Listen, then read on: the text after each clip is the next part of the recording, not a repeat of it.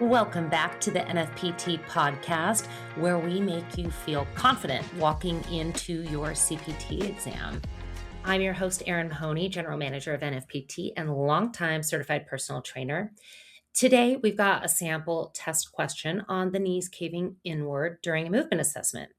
So I will read the question along with your four answer options. I'll read it twice. And then I'll talk through how you come about answering the question correctly and ruling out the incorrect answers. So let's get started. Here's the question.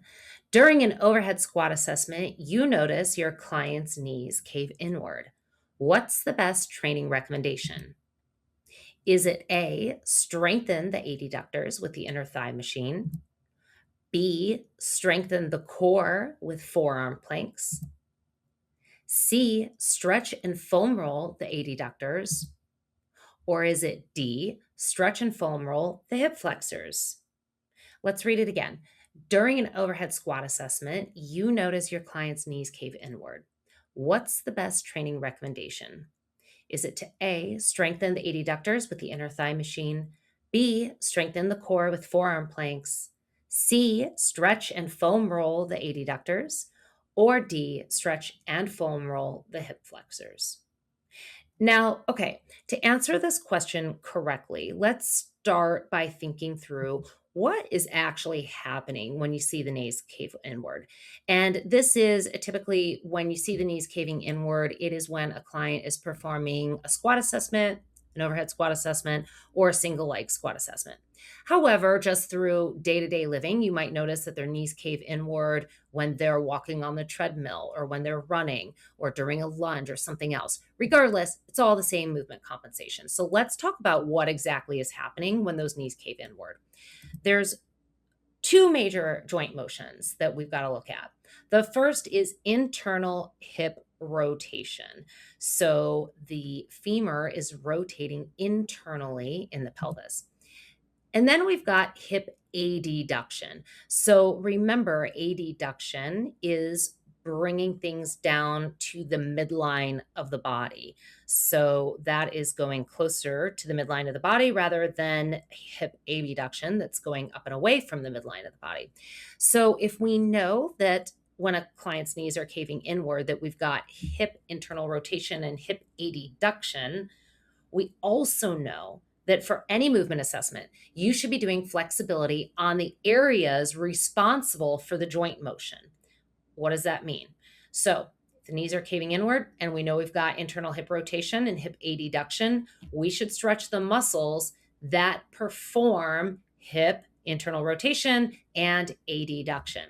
Now, knowing that, we can go back to our question and let's check it out. So, what should we do when their knees cave inward? If the answer were A, strengthen the adductors with the inner thigh machine, we'd be making the muscles responsible for that movement impairment even stronger. We'd activate them even more. We don't want to do that. So, answer A is not the correct choice.